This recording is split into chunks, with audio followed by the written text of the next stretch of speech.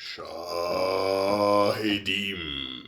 Takam Shayam. Welcome to this video on the Zenware channel. My name is Sri Satguru Buddha Rawa Bhagwan. Today's video we will talk about the subject of the Ahgori and the subject of the Naga.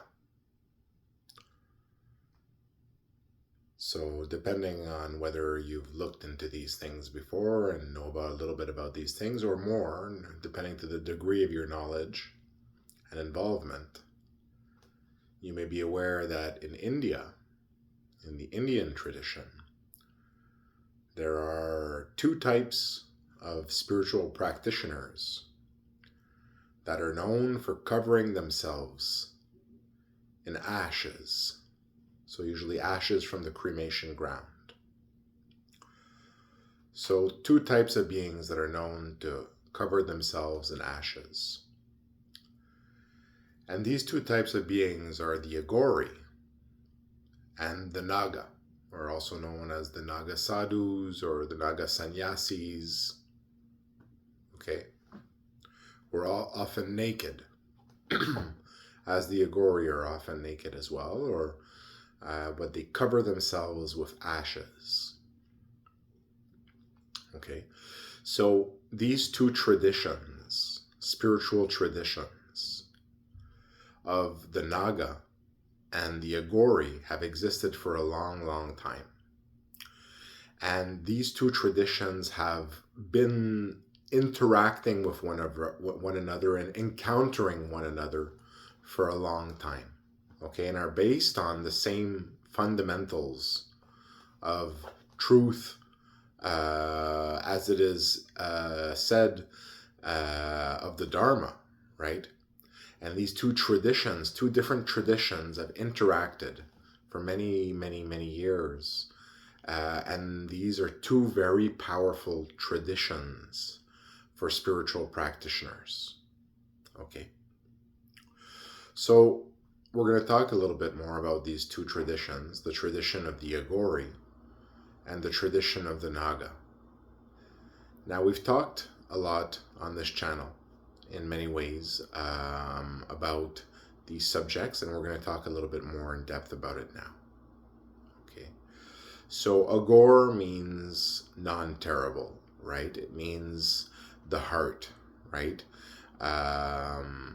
The Ahgor also means the heart, right? Non-terrible. And the Naga, right, is refers to a type of spiritual being called Nagas, right? A type of spiritual being called Nagas. This is where we find these meanings in these words. So on one side, you have the tradition of the heart, right? If you want to see it in this way, the tradition of the heart of God. And in the other way, you have the tradition, right, of God, yes, but also the tradition of the Nagas, the Naga beings, the snake beings, right? So that is why you have Ahgori of the heart and Naga of the snake, right? And the two together combined are the two facets of the path of Shiva, the two main facets of the path of Shiva, the two highest facets of the path of Shiva. And these two paths have coexisted as two paths of Shiva, right? And as you have the Ahgori, which is the heart, you have the Naga, which is the serpent, right?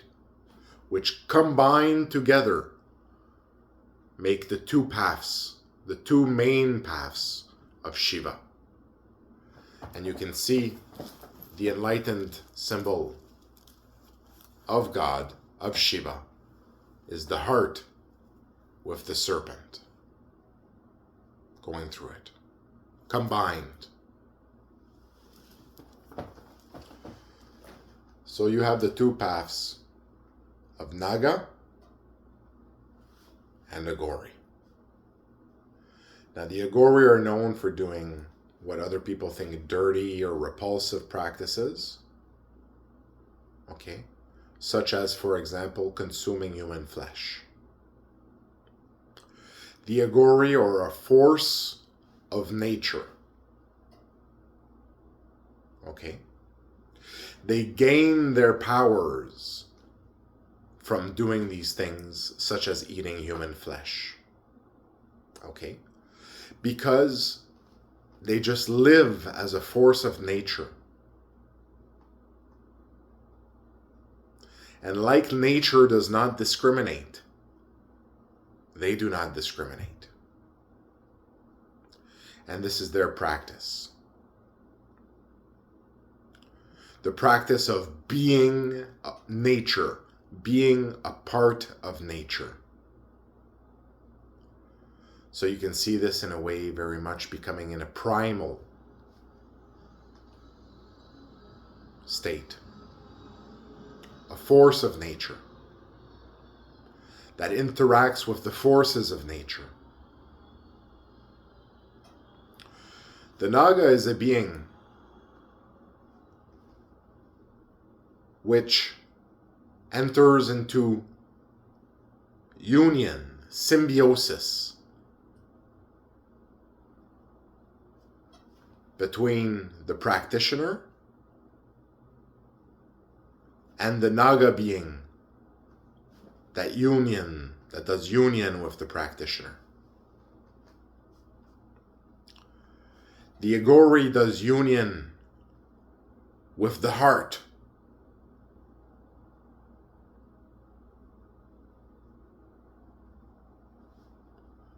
The Naga does union with the snake.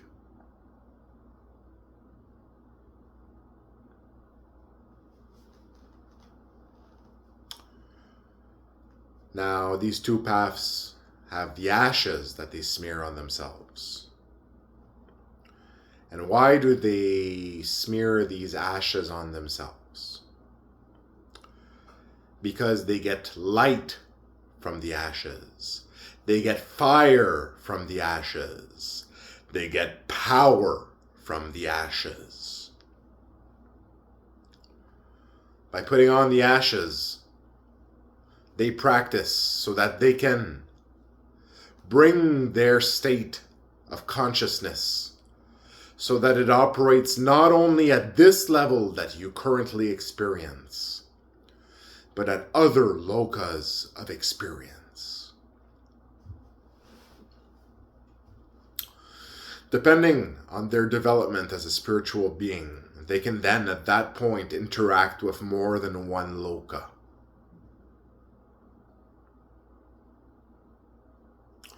When they interact with more than one loka, they then have the ability to affect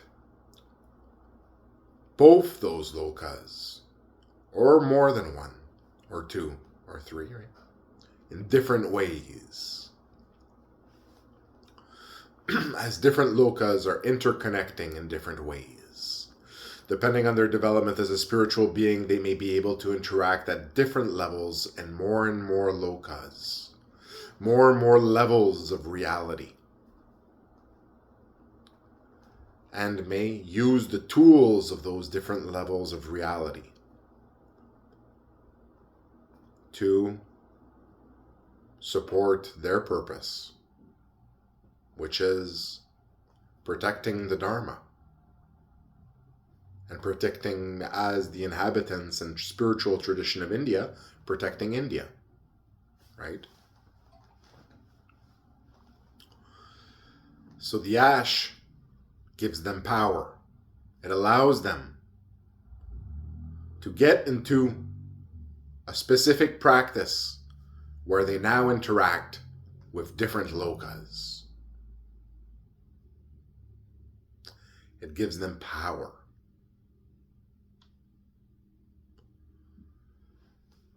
So it is known in texts also that it is good to put ash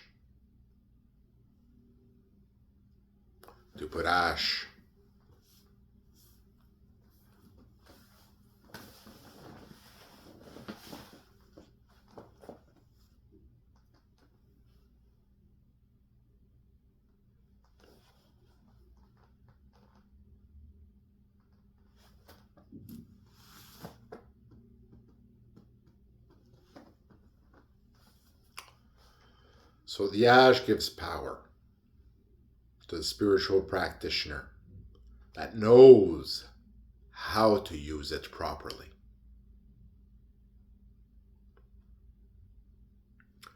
These are the two main pillars, as they are called. The pillar of the Ahgori and the pillar of the Naga. The two main pillars of the main paths of Shiva.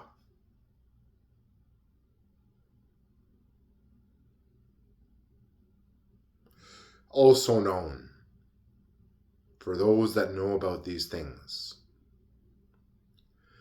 as the two main pillars of the arch of the Dharma.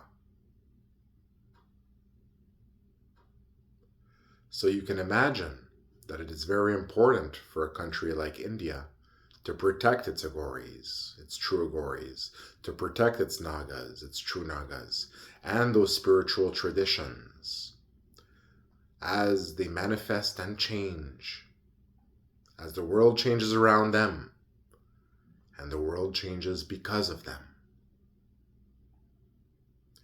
As it is important for a country to have a powerful spiritual tradition to protect it,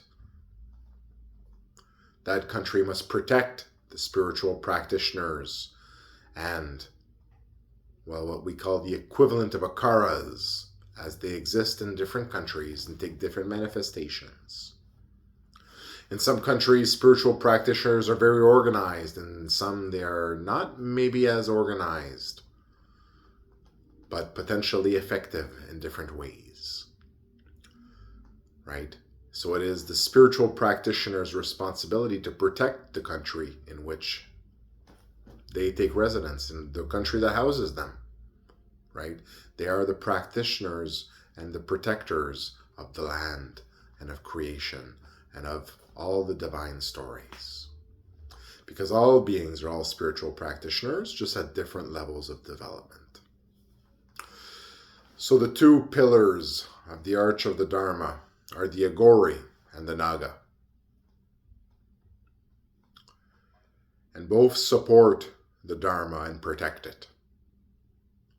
They are what you call the lower pillars. So there are different levels of pillars of the Dharma, of the arch. And the two lower pillars are the Ahgori path and the Naga path. And then the top pillar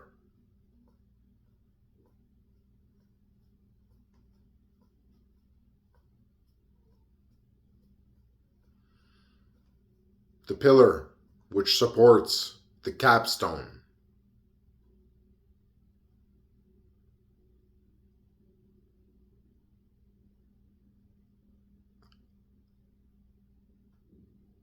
is the path of the goddess.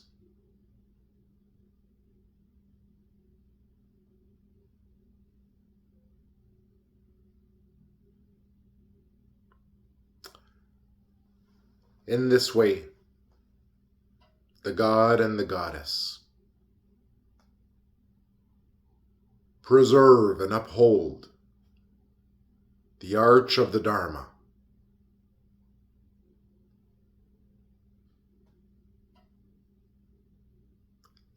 and all those who pass within its loving embrace.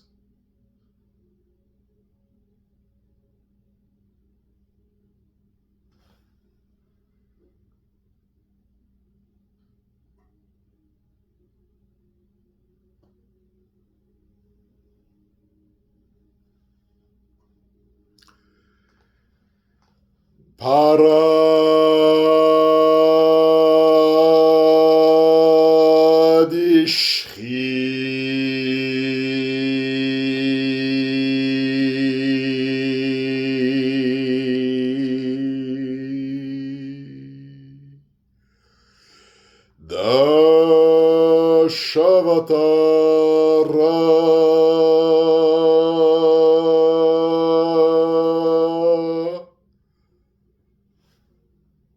Om Tek Rasiva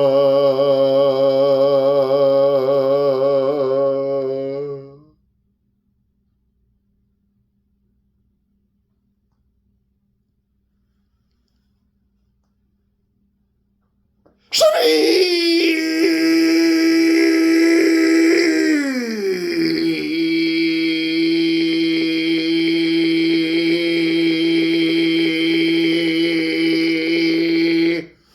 Dharma Baravakatam Shayam.